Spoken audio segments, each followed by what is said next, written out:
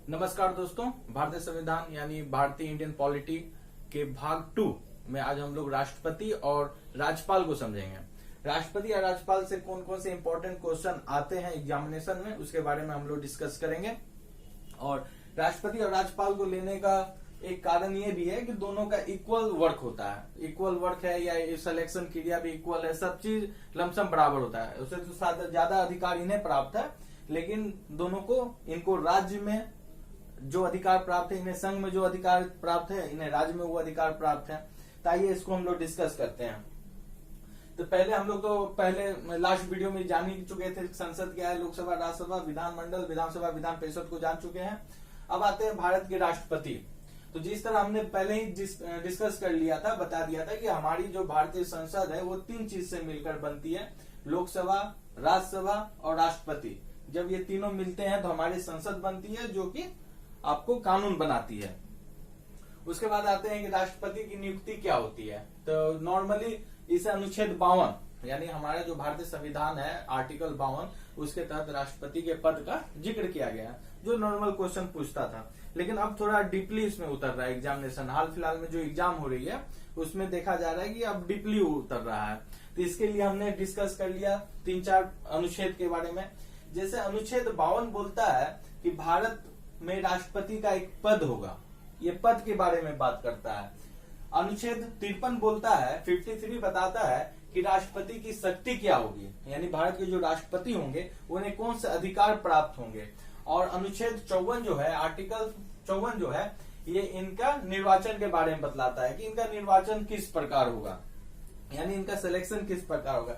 Same ditto अगर आए तो इसके आगे अगर एक बैठा दें, यानी 152, 153 और 154 के बारे में हम लोग डिस्कस करें, बस एक आगे बढ़ा दें तो डिट्टो वो राज्यपाल के बारे में आ जाएगा। बस यहाँ पे थोड़ा ध्यान देने वाली बात यह है कि एक डिजिट हम लोग आगे बढ़ जाएंगे।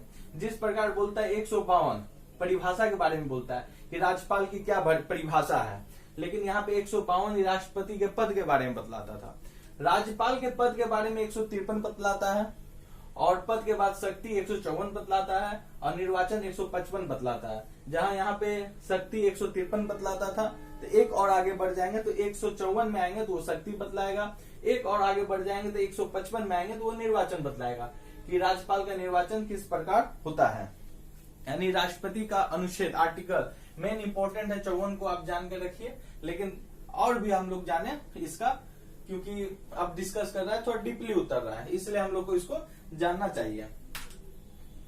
अब आते हैं इसका इंपॉर्टेंट क्वेश्चन कि राष्ट्रपति से रिलेटेड इंपॉर्टेंट क्वेश्चन क्या है। तो ये राष्ट्रपति जो होते हैं वो कार्यपालिका के प्रधान होते हैं, संवैधानिक प्रधान होते हैं, औपचारिक प्रधान होते हैं। क्वेश्चन आपको सेम इसी प्रकार मिलेगा कि हमारा संविधान का, यानी हमारे संविधान के कार्यपालिका प्रधान कौन है, या संसद या संवैधानिक प्रधान कौन है, औपचारिक प्रधान कौन है। तो आंसर क्या हो जाएगा, राष्ट्रपति।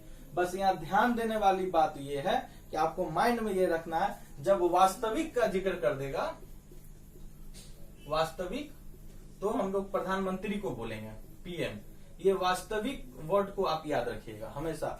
अगर क्वेश्चन कर देगा कि हमारा कार्यपालिका का वास्तविक प्रधान कौन है, जहां वास्तविक जिक्र आएगा प्रधानमंत्री, या संवैधानिक जो भी होगा, जहां वास्तविक आपको दिख जाए तो आंसर चेंज हो जाएगा, वो हो जाएंगे प्रधानमंत्री। और नहीं तो हमारा अगर जैसा भी क्वेश्चन आए कि कार्यपालिका का प्रधान कौन है, संवैधानिक प्रधान कौन है, औपचारिक प्रधान कौन है, तो ये सभी हो जाएंगे राष्ट्रपति पे चले जाएंगे। उसी प्रकार अगर बोलता है कि राज्य का वास्तविक प्रधान कौन है, राज्य के एंगल में आएगा वास्तविक प्रधान होंगे, तो ये फिर चेंज हो जाएगा, ये हो जाएंगे मुख्यमंत्री यानी चीफ मिनिस्टर। ठीक है, राज्य के वास्तविक प्रधान कौन है, चीफ मिनिस्टर। अगर राज्य का नॉर्मली पूछ देगा कि राज्य के कार्यपालिका का प्रधान कौन होते हैं, राज्य के संवैधानिक प्रधान कौन होते हैं, या राज्य के औपचारिक प्रधान कौन है, तो वो हो जाएंगे आपको राज्यपाल। और जहां वास्तविक लगेगा हो जाएंगे मुख्यमंत्री। जहां नॉर्मली अगर वास्तविक नहीं है तो वो आप राज्यपाल कहेंगे राज्य के लेवल पे, और संघ के लेवल पे आइएगा तो कहेंगे उसको राष्ट्रपति कहेंगे। अब आते हैं इनका निर्वाचन किस प्रकार होता है राष्ट्रपति का। तो राष्ट्रपति का निर्वाचन में 3 मेंबर भाग लेते हैं। लोकसभा के सदस्य भाग लेंगे, राज्यसभा के सदस्य भाग लेंगे, और विधानसभा के सदस्य भाग लेंगे। ठीक है, ये तीनों मेंबर जो राज्यों की विधानसभा है, ये तीनों मेंबर मिलते हैं, एक निर्वाचक मंडल बनता है जो राष्ट्रपति के लिए वोटिंग होती है, जो जीतता है वो राष्ट्रपति बनता है। अब राज्यपाल की नियुक्ति किस प्रकार होती है, तो राज्यपाल की नियुक्ति का सिंपल से जान लीजिए कि राज्यपाल की नियुक्ति राष्ट्रपति करते हैं, ठीक है। तो राष्ट्रपति किस प्रकार करते हैं, तो राष्ट्रपति नॉर्मली ये होता है कि जब सेंट्रल में, केंद्र में जिसकी सरकार आती है वो राष्ट्रपति को बोलते हैं, यानी प्रधानमंत्री बोलेंगे या मंत्रिमंडल बोलेगा कि आप इस राज्य का राज्यपाल इन्हें नियुक्त करें, तो राष्ट्रपति क्या करते हैं, उस राज्य के राज्यपाल को नियुक्त करते हैं। यानी ये राज्यपाल किसके प्रसाद पर्यंत कार्य करेगा, तो राष्ट्रपति के प्रसाद पर्यंत कार्य करेगा, ठीक है। ये अपना त्याग पत्र किसको देगा, तो ये अपना त्याग पत्र राष्ट्रपति को ही दे देगा, ठीक है। यहाँ तक याद है, यानी राज्यपाल को पूरे संविधान भारतीय पॉलिटी को पढ़ लीजिए तो आप पाइएगा कि राज्यपाल ही एक ऐसा पद है जिसे हटाने की कोई व्यवस्था नहीं है, कि किस प्रकार हटाया जाए इसकी कोई बात का उल्लेख नहीं किया गया। ये राष्ट्रपति पे टोटली डिपेंडेंट है। इसीलिए होता है केंद्र में जिसकी सरकार आती है नॉर्मली वो राज्यों के राज्यपाल को चेंज करने लगता है। ऐसे इसका कार्यकाल जो होता है ये 5 साल के लिए होता है। कोई भी नॉर्मल अगर बोला जाए तो 5 साल के लिए होते हैं। अब आते हैं निर्वाचक मंडल। निर्वाचक मंडल के बारे में हमने जान लिया, लोकसभा के बारे में जाना, राज्यसभा के बारे में जाना, विधानसभा के बारे में जाना। ये तीनों मिलकर राष्ट्रपति की नियुक्ति होती है, ठीक है। और वो भी अच्छा, एक इंपॉर्टेंट क्वेश्चन आता है कि किस प्रकार होती है, तो एकल संक्रमणीय अनुपातिक पद्धति, मत पद्धति। एकल वर्ड को याद रखिएगा, ये एकदम डिट्टो इसी प्रकार वर्ड आएगा आपको। एकल संक्रमणीय अनुपातिक मत पद्धति के आधार पर इनका चुनाव होता है। अब आती है कि क्राइटेरिया क्या है, राष्ट्रपति चुनाव लड़ने के लिए क्या क्या संविधान में बतलाया गया है कि क्या क्राइटेरिया फुलफिल होनी चाहिए। तो पहला 35 साल उम्र पास होना चाहिए, यानी जो राष्ट्रपति का चुनाव वही लड़ सकता है जिसका उम्र 35 साल। उसी प्रकार अब आते हैं इनका उम्र क्राइटेरिया क्या होनी चाहिए कि कौन से व्यक्ति भारत के राष्ट्रपति बन सकते हैं, तो उनके लिए 35 साल उम्र होना चाहिए। पहला, वो भारत के नागरिक होने चाहिए। दूसरा, उनका जन्म भारत में हो, ये मायने नहीं रखता है। अच्छा, जैसे अमेरिका के संविधान में क्या है कि अमेरिका में जिसका जन्म हुआ होगा वही अमेरिका का राष्ट्रपति बनेगा, वो सब भारतीय संविधान में नहीं है। इसमें बस इस बात का उल्लेख करता है कि वो भारत का नागरिक होना चाहिए, भले जन्म कहीं भी हो। तो एक तो हो गया कि उसका उम्र 35 साल होना चाहिए। दूसरा, वो भारत का नागरिक हो। तीसरा, वो लोकसभा मेंबर बनने के लायक हो, या दिवालिया ना हो, पागल ना हो, ये सब क्राइटेरिया उसमें दिया हुआ है। तो ये 3 शर्त होते हैं, इसको जो फुलफिल करता है वो भारत के राष्ट्रपति बनते हैं। अब इनका शपथ कौन दिलाता है, तो भारत के राष्ट्रपति को शपथ सुप्रीम कोर्ट, यानी सुप्रीम कोर्ट के जो चीफ जस्टिस होते हैं वो शपथ दिलाते हैं। ये अपना त्यागपत्र किसको देते हैं, तो राष्ट्रपति अपना त्यागपत्र उपराष्ट्रपति को देता है, ठीक है। पहले वीडियो में हमने उपराष्ट्रपति के बारे में पढ़ा था, तो याद रखिएगा कि राष्ट्रपति अपना त्यागपत्र किसको देते हैं, उपराष्ट्रपति को। इनका कार्यकाल क्या होता है, कार्यकाल 5 वर्ष का होता है। इनका भी कार्यकाल 5 वर्ष का होता है, इनका भी कार्यकाल 5 वर्ष का होता है, लेकिन नॉर्मली ये कार्यकाल नहीं पूछता है। अभी जो क्वेश्चन करता है उसमें बोल देता है 5 साल, जान रहा है, आयोग जान रहा है कि सब जान गया 5 साल है। तो अब ये 5 साल का टर्म पूछता है कि राष्ट्रपति का जो कार्यकाल होता है वो कब से होता है। शपथ लेने के दिन से 5 साल, पद ग्रहण करने के दिन से 5 साल, चुनाव जीतने के दिन के 5 साल। तो याद रखिएगा हमेशा कि पद ग्रहण करने के 5 साल बाद तक वो भारत के राष्ट्रपति रहेंगे। उस प्रकार राज्यपाल का भी सेम क्राइटेरिया है कि पद ग्रहण करने के 5 साल तक वो राज्यपाल के पद पर रहेंगे। त्यागपत्र तो पता ही चल गया कि उपराष्ट्रपति को देंगे, ये अपना त्यागपत्र किसको देंगे, राष्ट्रपति को देंगे। अब आइए इन पे एक अनुच्छेद आर्टिकल 61 के बारे में जानते हैं, यानी इनको हटाने का, जिस प्रकार हमने बोला कि राज्यपाल को हटाने का कोई प्रक्रिया नहीं बात की गई है, बताई गई है, लेकिन राष्ट्रपति को हटाने की प्रक्रिया है, वो है महाभियोग। याद रखिएगा महाभियोग ये इंपॉर्टेंट चीज है। महाभियोग के बारे में थोड़ा हम लोग डीपली जानेंगे। पहला, महाभियोग किस आर्टिकल के तहत आता है, तो अनुच्छेद 61 के तहत महाभियोग की बात कही गई है भारतीय संविधान में। महाभियोग लाने के लिए 14 दिन पहले राष्ट्रपति को लिखित सूचना देनी होगी। ये भी क्वेश्चन पूछता है कि कितने दिन पहले दी जाती है, तो 14 दिन पहले लिखित सूचना दी जाएगी। अब महाभियोग प्रस्ताव यानी संवैधानिक क्या बोला जाए, संविधान अतिक्रमण कहा जाए कि अगर राष्ट्रपति पे ये साबित होता है कि वो संविधान का अतिक्रमण कर रहे हैं तो उन पे महाभियोग लाया जा सकता है। तो वो महाभियोग लाने के लिए जो प्रस्ताव पेश किया जाएगा वो लोकसभा में या राज्यसभा में, दोनों में से कहीं भी पेश किया जा सकता है। ये बात देखिएगा कि उपराष्ट्रपति पे भी 2/3 बहुमत से, जैसे उपराष्ट्रपति पर को भी हटाने के लिए क्या होता है, 2/3 बहुमत से प्रस्ताव आता है, वो लोकसभा और राज्यसभा में पेश किया जाता है, दोनों जगह से जब पारित होता है तो हटा दिया जाता है। लेकिन उपराष्ट्रपति को हटाने की जो प्रक्रिया वो महाभियोग नहीं कहलाती है। कारण ये है कि वहां पे उपराष्ट्रपति को हटाने का जो प्रस्ताव है वो राज्यसभा में पेश किया जाता है सबसे पहले, वो लोकसभा में पहले पेश नहीं किया जाता है। जबकि महाभियोग बोलता है कि ये किसी भी सदन में पेश किया जा सकता है, राज्यसभा में पेश किया जा सकता है, लोकसभा में पेश किया जा सकता है। इसलिए राष्ट्रपति उपराष्ट्रपति को हटाने की प्रक्रिया में हम लोग महाभियोग नहीं कर सकते हैं। अब आइए इनको महाभियोग प्रक्रिया क्या है। तो 14 दिन पहले लिखित सूचना देनी होगी, सदस्य वो राज्यसभा के सदन में पेश किया जा रहा है या लोकसभा में, किसी में भी पेश करें तो उस सदस्य के यानी मेंबर के 1/4 सदस्यों द्वारा ये प्रस्ताव पेश किया जाएगा। उसके बाद 2/3 बहुमत से जब ये प्रस्ताव पास होगा लोकसभा में तो ये फिर जाएगा राज्यसभा में, और जब राज्यसभा में भी ये पास हो जाएगा तो राष्ट्रपति उसी दिन से, जिस दिन पास हुआ उसी दिन से वो अपने पद से हटे माने जाएंगे। ठीक है, महाभियोग का हो गया। अब आते हैं कि रिक्ति का स्थान।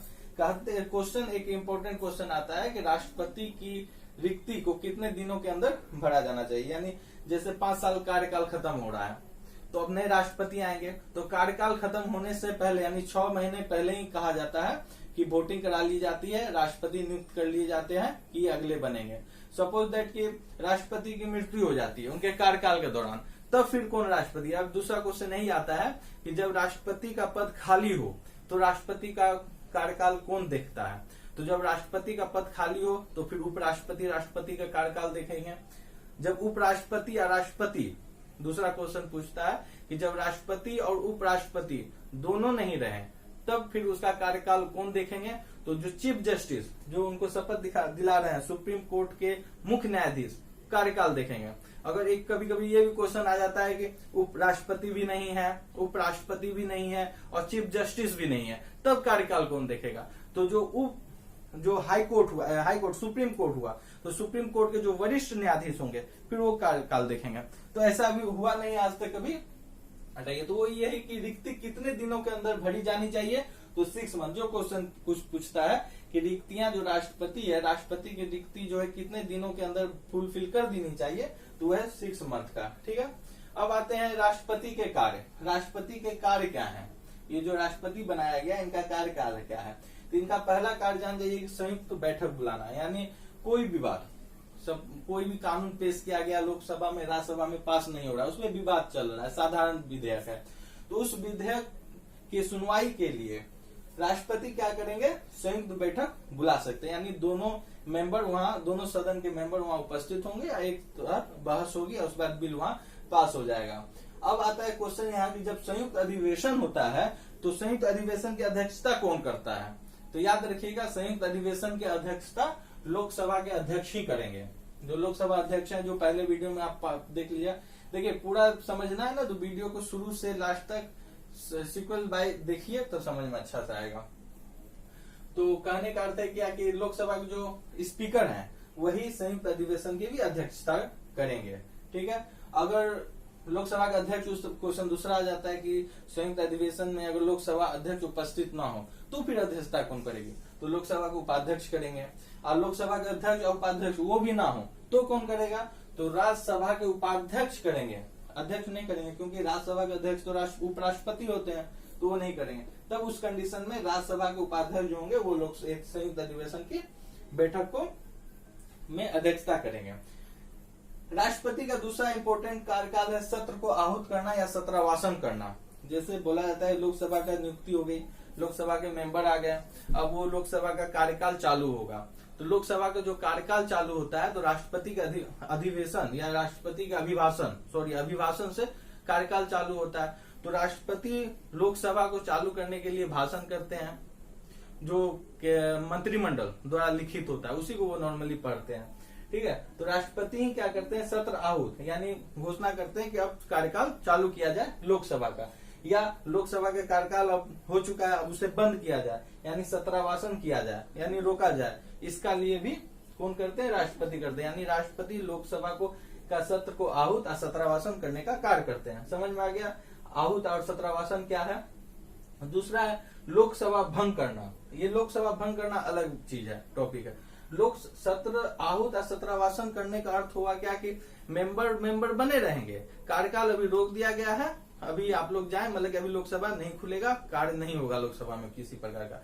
तो यही हुआ कि सत्रावासन करना, सत्र आहूत करना कि अब सभी लोग मेंबर जो है आए, सांसद लोग, अब कार्यकाल चालू होगा, वो हो गया आपको सत्र आहूत करना। और लोकसभा भंग करना अर्थ क्या हुआ कि जो मेंबर है उसे भंग कर दिया गया, अब कोई सांसद नहीं बचे लोकसभा में, यानी राष्ट्रपति शासन आ चुकी है, फिर से अब चुनाव होगा, तो ही लोकसभा भंग करना हुआ। ये भी इन्हीं को प्राप्त है, राष्ट्रपति ही करते हैं। एक है धन विधेयक। धन विधेयक पेश करने से पहले, अच्छा ये बात जान लीजिएगा, सेम वर्ग इधर भी चल रहा है राज्यों को लेकर, ठीक है। जैसे संयुक्त बैठक, तो राज्यों का भी संयुक्त बैठक करना किसका कार्य है? राज्यपाल करेंगे, बुलवाएंगे, ठीक है। फिर है आपको सत्र आहूत या सत्रावासन करना, विधानसभा का सत्र आहूत या सत्रावासन करने का भी कार्य राज्यपाल ही करेंगे, ठीक है। फिर आपको है धन विधेयक। धन विधेयक लोकसभा में पेश करने से पहले राष्ट्रपति की अनुमति ली जाती है, राष्ट्रपति उसे अनुमति देंगे। फिर से हम यहाँ पे इस क्वेश्चन को, क्योंकि ये बहुत इंपॉर्टेंट क्वेश्चन है धन विधेयक, ठीक है। धन विधेयक अनुच्छेद आर्टिकल 110 जो हम लोग पहले पढ़े हैं, आर्टिकल 110 के तहत धन विधेयक आता है। धन विधेयक पेश करने से पहले किसकी अनुमति की आवश्यकता है? तो राष्ट्रपति की। कोई धन विधेयक है या नहीं, इसका डिसीजन करेंगे लोकसभा अध्यक्ष करेंगे। उसी प्रकार राज्य के विधानसभा में धन विधेयक पेश करने से पहले राज्यपाल की अनुमति की आवश्यकता होगी, और कोई धन विधेयक है या नहीं, इसका डिसीजन करेंगे विधानसभा अध्यक्ष जो होंगे वो करेंगे। तो ये धन विधेयक के बारे में क्लियर हो गया कि धन विधेयक इनके मंजूरी पर ही प्रस्तुत की जाती है। दूसरा इंपॉर्टेंट क्या है इनका?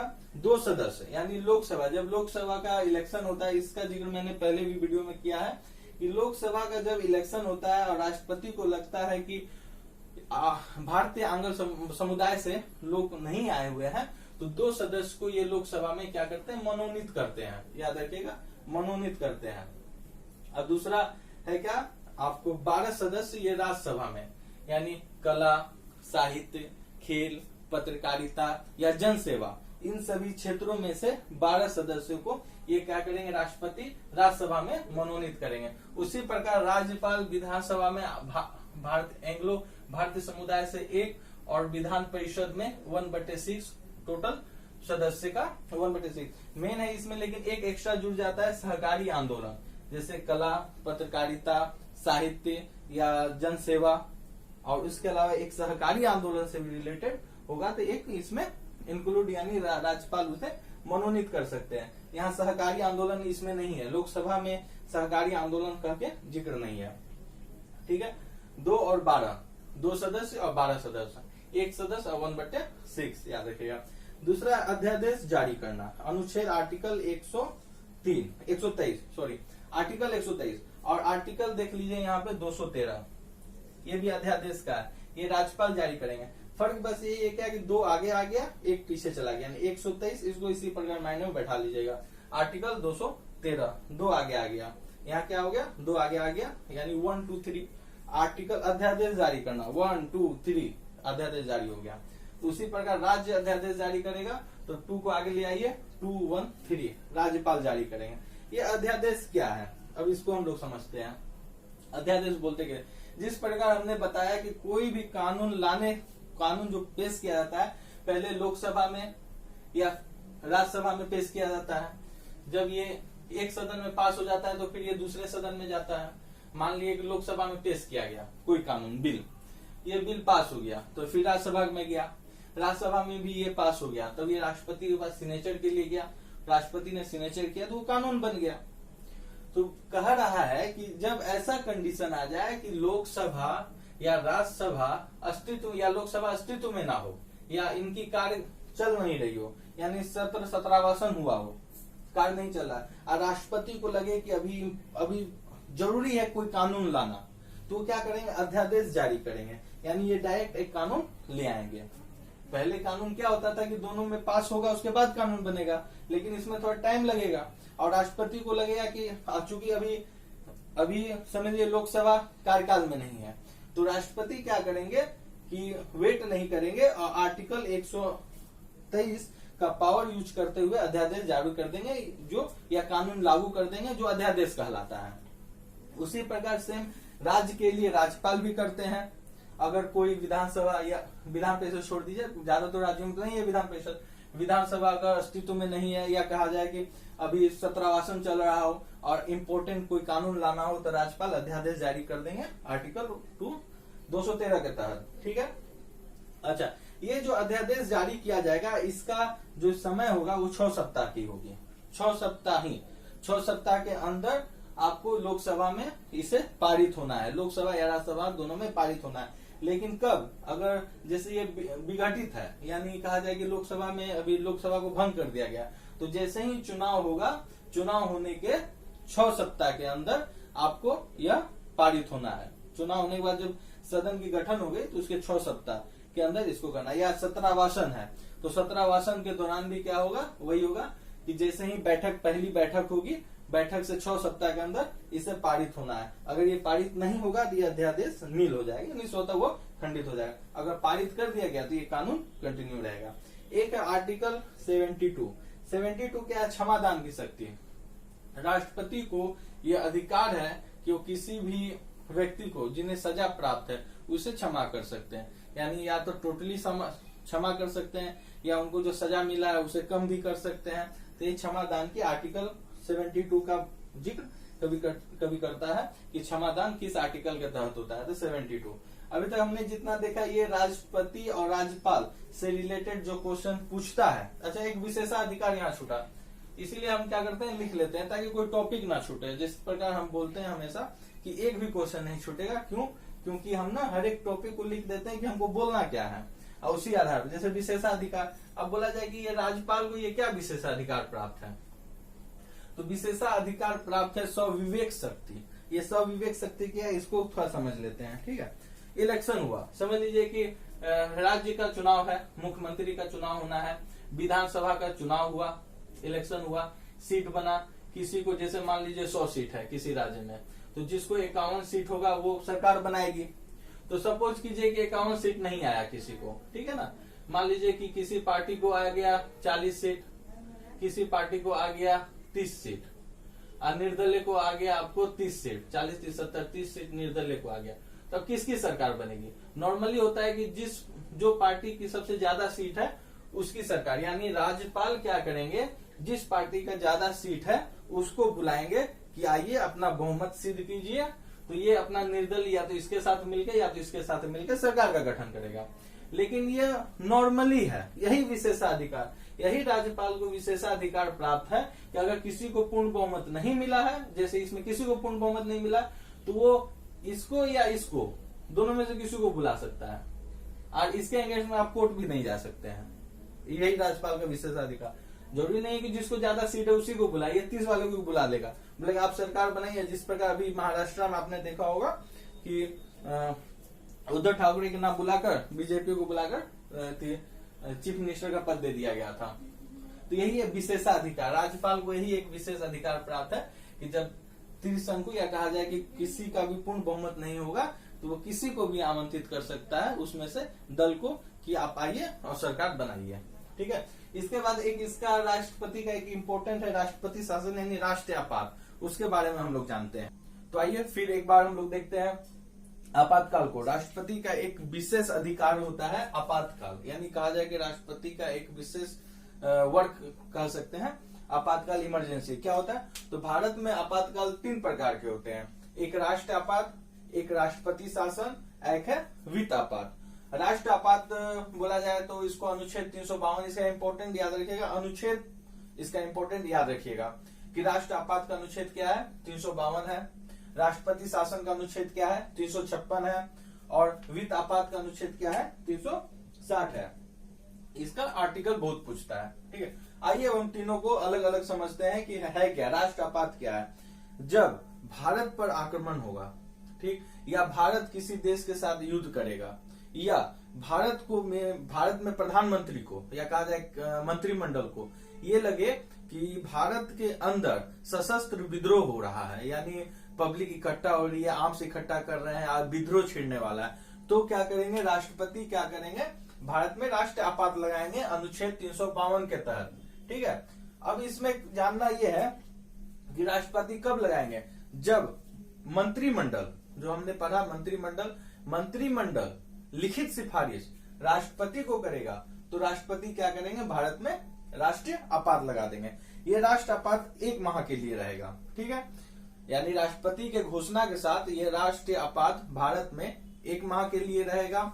उसके 1 माह के अंदर मंत्रिमंडल को यानी प्रधानमंत्री को लोकसभा में 2/3 बहुमत से इस विधेयक को पास कराना होगा, यानी राष्ट्र आपात का। अगर 2/3 बहुमत से ये पास हो जाता है तो फिर ये राष्ट्र आपात 6 माह के लिए लगा रहेगा। इसमें जानने वाली बात यह है कि यह कंटिन्यू इस प्रकार आगे बढ़ाया जा सकता है, 1-1 साल करके इसको बढ़ाया जा सकता है, यानी इसका कोई लिमिट नहीं है, जब तक सरकार चाहे इसको बढ़ा सकती है। इसमें मेन खूबी क्या है कि ये राष्ट्र आपात के दौरान जो राज्य के विधानमंडल है, ये भंग नहीं होते हैं, बल्कि राष्ट्रपति जो है पूरे, या संघ कहा जाए, प्रधानमंत्री कहा जाए, या कैबिनेट मंत्रिमंडल कहा जाए, पूरे भारत पर शासन करने लगी। इतना ही नहीं, राज्य सूची के विषय में जितने सब्जेक्ट हैं उस पर भी कानून बनाने का अधिकार किसको हो जाएगा, लोकसभा को। कब, जब राष्ट्रीय आपात लगेगा। राज्य सूची पे कानून बनाने का हमने पहले ही बताया कि या तो राज्यसभा बहुमत से पारित कर दे कि किसी राज्य के राज्य सूची के विषय को पर लोकसभा कानून बनाए, या राष्ट्र आपात जब लागू हो जाएगा तो लोकसभा राज्य सूची के विषय पे कानून बना सकता है। ये 2 बात आती है इसमें सामने। मेन इसमें जो क्वेश्चन पूछता है वो 352 के बारे में पूछता है कि किस आर्टिकल के तहत राष्ट्रीय आपात लागू होता है। एक और इम्पोर्टेंट है कि जब शुरू में संविधान था तो उसमें आंतरिक अशांति का भी जिक्र था। यही आंतरिक अशांति को हटा के सशस्त्र विद्रोह कर दिया गया। आंतरिक अशांति का जिक्र था। ये 44वां संविधान संशोधन जो हुआ था 1978 में, आंतरिक अशांति को हटा दिया गया था। ठीक है, पहले था क्या कि राष्ट्रपति ये प्रधानमंत्री को लगे या मंत्रिमंडल बोल दे कि आपस में लोग, मतलब एक आंतरिक अशांति, मतलब इसका दुरुपयोग किया जा सकता था। एक तरह से समझा जाए आंतरिक अशांति का वर्ड लेकर दुरुपयोग किया जा सकता था, इसलिए 44वें संविधान संशोधन के तहत इसको हटाकर सशस्त्र विद्रोह कर दिया गया, यानी हथियार लेकर जब विद्रोह होगा तब राष्ट्रपति राष्ट्रीय आपात लगाएंगे। दूसरा है राष्ट्रपति शासन। राष्ट्रपति शासन अनुच्छेद 356 के तहत आता है। ये भी इंपॉर्टेंट है आर्टिकल्स के लिए कि आर्टिकल क्या है। तो राष्ट्रपति शासन में क्या है कि अनुच्छेद 356, राष्ट्रपति शासन कब लगेगा, तो राष्ट्रपति शासन जब राष्ट्रपति को लगे कि कोई राज्य संघ यानी सेंट्रल का, जो सेंट्रल द्वारा जो आदेश दिया जा रहा है या कानून जो पास किया जा रहा है उसको वो लागू करने में असमर्थ है, यानी लागू नहीं कर रही है, या वो उस राज्य में जो शासन चल रहा है संवैधानिक तरीका से नहीं चल रहा है, तो राज्यपाल के सिफारिश पे राष्ट्रपति क्या करेंगे, उस राज्य में राष्ट्रपति शासन लागू कर देंगे अनुच्छेद 356 के तहत। यानी अब उस राज्य में शासन कौन करने लगेगा, हमारा संसद करने लगेगा, हमारा लोकसभा करने लगेगा। यहाँ पे जानने वाली बात यह है कि राज्यपाल के सिफारिश पे भी हो सकता है, या राज्यपाल अगर सिफारिश नहीं भी देते हैं तो राष्ट्रपति चाहे तो राष्ट्रपति शासन लगा सकता है उस राज्य में। अच्छा, इसमें समझने वाले, इसमें क्या है कि मंत्रिमंडल को लिखित सिफारिश करना होगा। राष्ट्रीय आपात में मंत्रिमंडल को लिखित देना होगा राष्ट्रपति के लिए, लेकिन राष्ट्रपति शासन में मंत्रिमंडल सिर्फ सिफारिश कर देगा राष्ट्रपति को, उस राज्य में कोई किसी भी राज्य में राष्ट्रपति शासन लगाइए, तो राष्ट्रपति उस राज्य में राष्ट्रपति शासन लगा देंगे। राष्ट्रपति शासन किसी राज्य में लग जाएगा तो वो 2 माह तक के लिए वैलिड होता है, यानी 2 माह के अंदर उस राज्य लोकसभा को साधारण बहुमत से, जैसे इसमें था 2/3 बहुमत से पारित कराना होगा, इसमें अगर साधारण बहुमत से बिल पारित करा देता है तो लोकसभा, तो उस राज्य में राष्ट्रपति शासन जो है 6 माह के लिए बढ़ जाएगा, और ऐसा वो करते हुए 3 साल तक कर सकते हैं, 3 साल के बाद नहीं कर सकते हैं। यानी कहा जाए कि 3 साल के बाद अगर करना होगा तो संविधान संशोधन करना होगा, जबकि राष्ट्र आपात में क्या था, वो कंटिन्यू आगे बढ़ सकता था। अगर बोला जाए तो पहली बार राष्ट्रपति शासन किस राज्य में लागू हुआ, ये भी कभी कभी क्वेश्चन करता है। तो पंजाब में, पंजाब राज्य में 1951 में सबसे पहले लागू हुआ। और सबसे ज्यादा कहाँ हुआ, तो सबसे ज्यादा कहा जाए तो जम्मू कश्मीर में, यानी जम्मू कश्मीर राज्य में सबसे ज्यादा राष्ट्रपति शासन लगा है अभी तक। और सबसे पहले कहाँ लगा था, तो पंजाब में लगा था। अब आते हैं लास्ट वित्त आपात। तो वित्त आपात में आर्टिकल 360 के तहत अभी तक भारत में एक भी बार वित्त आपात नहीं लगा है, ये भी राष्ट्रपति ही लगाएंगे। 360 के तहत लगाते हैं, एक बार लग जाएगा तो 2 महीना के लिए रहेगा। देखिए ये और ये 2 महीना, और ऊपर वाला जो था वो 1 महीना, 2 महीना के लिए रहेगा। और इसका भी कोई लिमिट निश्चित समय नहीं है। इसको भी राष्ट्रपति साधारण बहुमत से, यानी देखिए इस दोनों को राष्ट्रपति आप कभी भी विड्रॉ कर सकते हैं, ठीक है। और इसको विड्रॉ करने के लिए साधारण बहुमत से, अगर लोकसभा साधारण बहुमत से विधेयक पास कर दे तो राष्ट्रीय आपात भी हट सकता है। अब एक इम्पोर्टेंट ये जानना है कि राष्ट्र आपात में होता गया, तो राष्ट्र आपात में याद रखिएगा कि जितने मौलिक अधिकार हैं, मौलिक अधिकार जो हमें प्राप्त है, संविधान ने हमें जो मौलिक अधिकार दिया है, वो मौलिक अधिकार स्वतः निलंबित हो जाते हैं, याद रखिएगा। 20 और 21 को छोड़ दें, 20 और 21 यानी अनुच्छेद 20 और 21 को छोड़ दें तो मौलिक अधिकार जितने हैं, जो 12 से अनुच्छेद 12 से 35 तक है, मौलिक अधिकार हमें प्राप्त है संविधान में। ये 12 अनुच्छेद 12 से लेकर अनुच्छेद 35 में 20 और 21 अनुच्छेद को छोड़ दें। 20 हो गया आपको अपराध के विरुद्ध आपको बचाव देता है, ये है आपको 21 आर्टिकल 21 जो है आपको प्राण और दैहिक स्वतंत्रता प्रदान करता है। तो ये दोनों को छोड़ दें तो बाकी जितना मौलिक अधिकार हमें प्राप्त है वो स्वतः निलंबित हो जाती है राष्ट्रीय आपात जब लागू होता है। तो इसको हम लोग और अच्छा डिटेल में समझेंगे जब हम लोग पढ़ेंगे आपको मौलिक अधिकार और राज्य की नीति निर्देशकता तो पढ़ेंगे, तो उसमें हम इसे और अच्छे डिटेल में समझ लेंगे। तो उसमें भी मैं इसका एक बार जिक्र करूंगा, ठीक है। यही रहा इम्पोर्टेंट, मेन इसका जानिएगा आर्टिकल बहुत इंपॉर्टेंट है, बहुत वीवीआई है। आर्टिकल ही ज्यादातर इसका पूछता है कि आर्टिकल कब हुआ, मतलब किस आर्टिकल के तहत राष्ट्रीय आपात लगता है। तो मुझे लगता है दोस्तों आपको अच्छा से समझ में आया ही होगा। अब ये पार्ट मेरा यही समाप्त हो रहा है। अब नेक्स्ट पार्ट यानी पार्ट 3 जो आएगा वो राज्य का नीति निर्देशक तत्व या मौलिक कर्तव्य और मौलिक अधिकार से रिलेटेड रहेगा। वो भी एक इम्पोर्टेंट, अब बहुत ही इम्पोर्टेंट हमें मुझे लगता है कि वो है, उससे बहुत क्वेश्चन टच करेगा आपको, ठीक है दोस्तों। तो फिर मिलते हैं नेक्स्ट वीडियो में।